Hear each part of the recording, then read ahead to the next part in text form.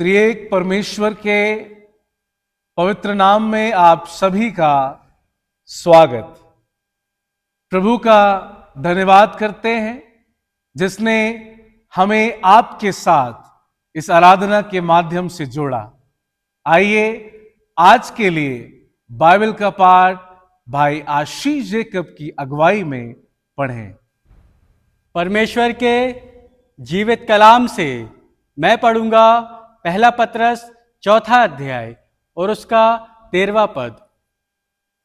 पर जैसे जैसे मसीह के दुखों में सहभागी होते हो आनंद करो, जिससे उसकी महिमा के प्रकट होते समय भी तुम आनंदित और मग्न हो।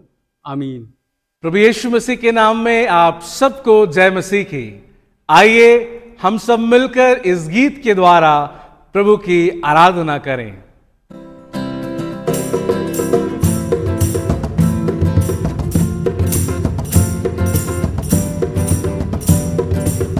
तेरे दर पे आता हूं मैं, आनंद खुशियां पाता हूं मैं।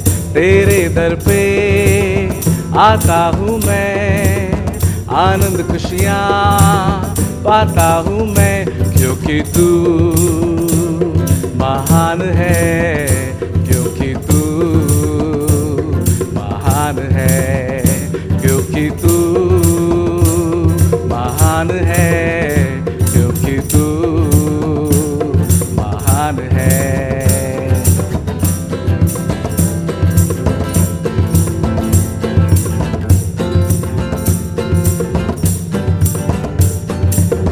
तेरा घर चंगाई देता है, तेरा घर छुटकारा देता है। तेरा घर चंगाई देता है, तेरा घर छुटकारा देता है। तेरा क्रूस नया जीवन देता है, तेरा क्रूस नई आशा देता है। तेरा क्रूस नया जीवन देता है, तेरा क्रूस नई आशा देता है। यीशु तू महान है, यीशु तू महान है, यीशु तू महान है, यीशु तू महान है, यीशु तू महान है, यीशु तू महान है, यीशु तू महान है, क्योंकि तू महान है। आइए हम तैयार हो जाएं। हम जहां पर भी हैं अपने ध्यान को केवल प्रभु की ओर केंद्रित करें। और ये वक्त है कि हम प्रभु के महान सेवक आदरणीय बिशप डॉक्टर विपिन लाल जी के द्वारा उसका वचन सुने। आज हम अपने आध्यात्मिक चिंतन के लिए हम पढ़ना चाहेंगे पहला पत्रस उसका 4 अध्याय और उसका 13वां पद, जहाँ इस प्रकार लिखा है, पर जैसे जैसे मसीह के दुखों में सहभागी होते हो आनंद करो, जिससे उसकी महिमा के प्रकट होते समय भी तुम आनंदित और मगन हो। संत पतरस जीवन की ऐसी परिस्थितियों में, ऐसे समय में विश्वासियों को मसीह जीवन के उस विश्वास में बने रहने के लिए, विश्वास की दौड़ में आगे बढ़ने के लिए, विश्वास में स्थिर रहने के लिए बहुत सी शिक्षाएं देता है। और ये उसके व्यक्तिगत जीवन का भी अनुभव है। लेकिन जैसे ही हम 13वें पद को पढ़ते हैं, जहां लिखा है, पर जैसे मसीह के दुखों में सहभागी होते हो, इसे आनंद की बात समझो। ये मानवीय बुद्धि से परे है कि तकलीफों में आनंदित होना, दुखों में आनंदित होना जेल खानों में अंदर जाकर आनंदित होना, आर्थिक तंगियों के बीच में आनंदित होना, दूसरों की भलाई के कार्य करने में जो पीड़ाएं होती हैं उसमें आनंदित होना, इसे हमारी संसारिक बुद्धि स्वीकार नहीं कर सकती है। हम सोच नहीं सकते हैं कि जब हम दुखित होंगे, जब हम पीड़ाओं में घिरे होंगे, उस समय हम आनंदित हो। कैसे? ये बड़ा कठिन है। बोलने में, प्रचार करने में बड़ा सरल है, व्याख्या करने में बड़ा सरल है, लेकिन ये हमारे व्यक्तिगत जीवन का अनुभव कि हमें परमेश्वर जीवन के अनुभव में ले जाकर बहुत सी बातें सिखाना चाहता है कि दुखों को अपने जीवन में कैसे हम आनंद के स्थान में बदलें। मेरा अपना जो विषय है कि मैं कैसे अपने दुखों को आराधना, प्रभु की आराधना में मैं तब्दील कर सकूं। बड़ा कठिन है, लेकिन पतरस विश्वासियों से कहता है कि जब तुम दुखों में हो, मसीह के कारण सताए जाते हो, मसीह के कारण तुम्हारी निंदा की जाती है, मसीह के कारण तुम्हें यातनाएं दी जाती हैं, मसीह के कारण तुम्हें जेल खानों में डाला जाता है, मसीह के कारण तुम्हें आर्थिक तंगियों के दौर से गुजरना पड़ता है, मसीह के कारण, इसे आनंद की बात समझना। ये मेरी समझ से परे था कि मैं कैसे दुखों में आनंदित हूं, कैसे मैं दुखों में प्रभु की ओर देखूं।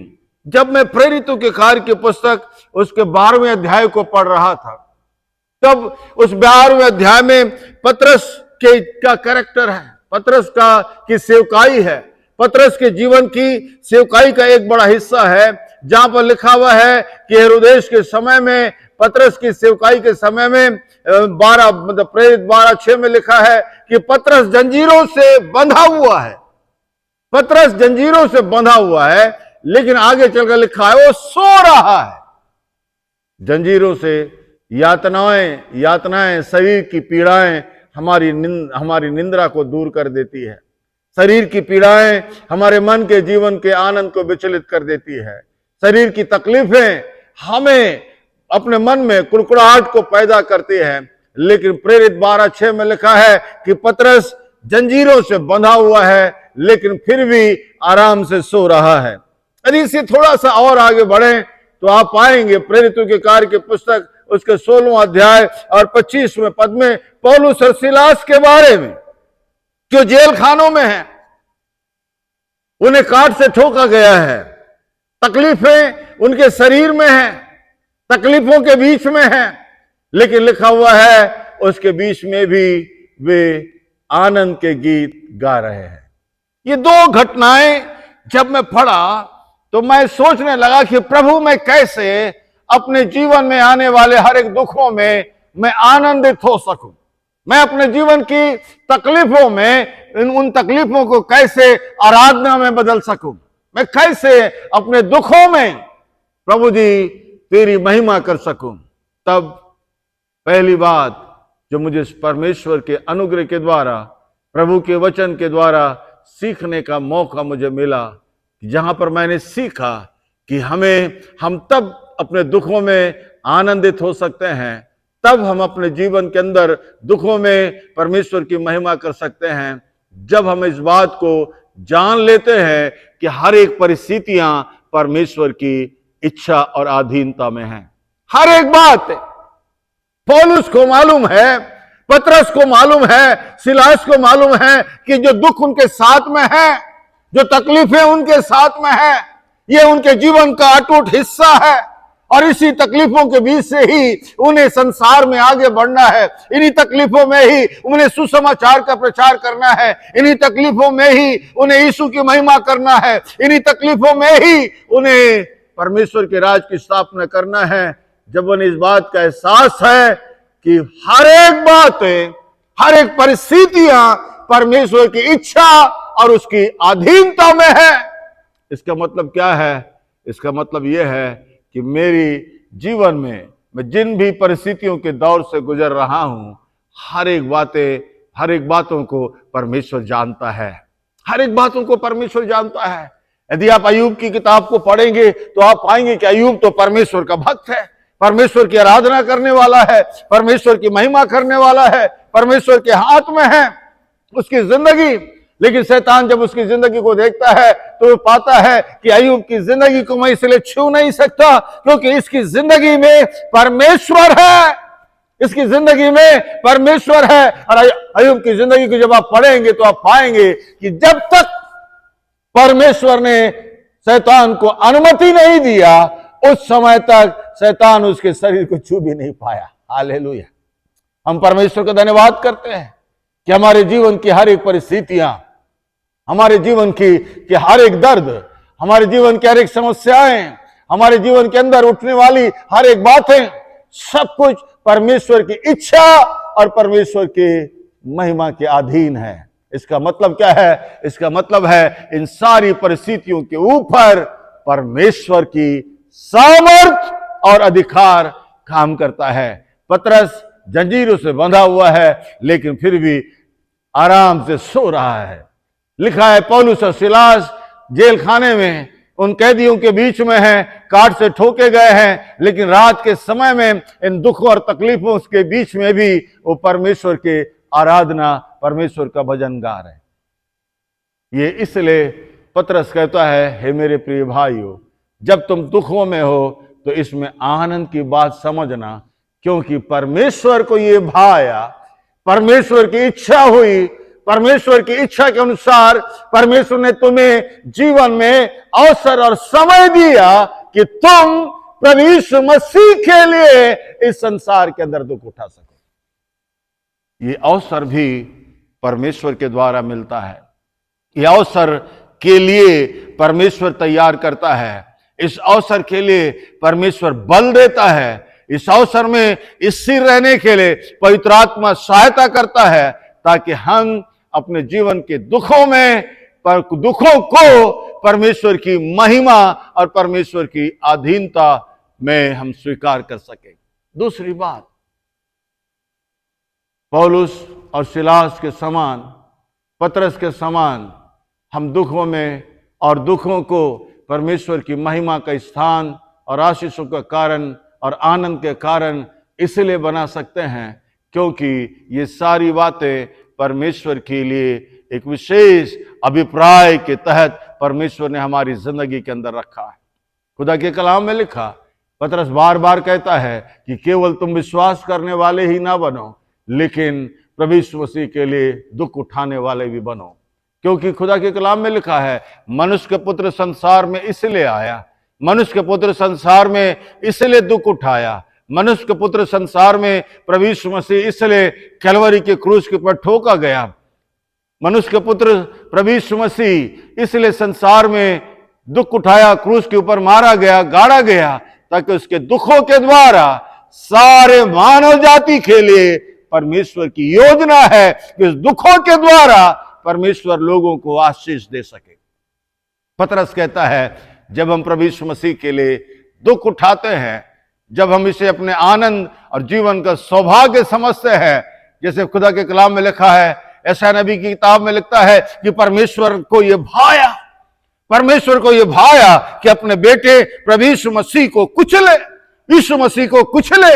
यह अवसर का देने वाला परमेश्वर है तो बल का देने वाला भी प्रभु है, क्योंकि इसके पीछे परमेश्वर का एक विशेष अभिप्राय है कि उस कुचले हुए मनुष्य के द्वारा परमेश्वर संसार के अंतिम व्यक्ति तक अपने परमेश्वर के महान प्रेम को पहुंचा सके। मेरे अजीज मित्रों, जीवन की हम किसी भी वादियों में क्यों ना हो, लेकिन हम हमेशा याद रखें कि मेरे जीवन में जो कुछ भी घट रहा है, मैं जिन परिस्थितियों के दौर से गुजर रहा हूं, यदि मैंने यीशु को जाना है, यीशु को अपना जीवन दिया है, तो निश्चय माने कि परमेश्वर की इच्छा आपके जीवन के अंदर परमेश्वर पूरा कर रहा।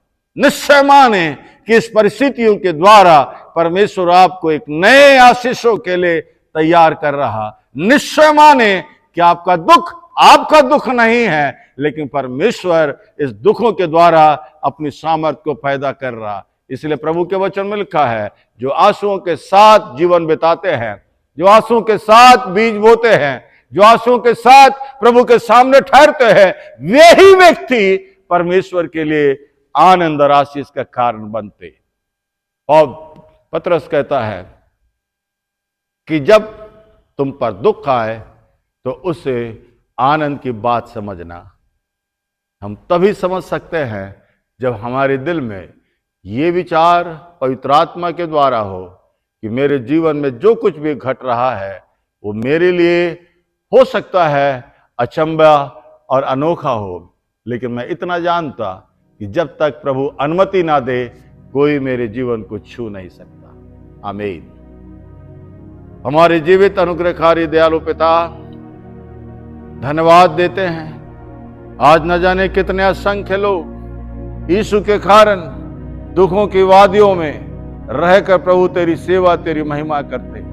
धन्यवाद देते हैं, इन दुखों में भी तू आनंद देता है, ऐसा आनंद देता है जो न केवल हमारे लिए परंतु तो हमारे द्वारा बहुत से लोगों के लिए आशीष का कारण बन सके। प्रभु जी, हमारी सोच को, हमारे विचार को बदले और हमेशा अपनी इच्छाओं के अनुसार हमारे जीवन को आगे बढ़ाए। परमेश्वर पिता, पुत्र और पवित्र आत्मा हमेशा हर एक को आशीष दे, ताकि हम अपने जीवन के दुखों को परमेश्वर की महिमा का कारण बना सकें। आमीन।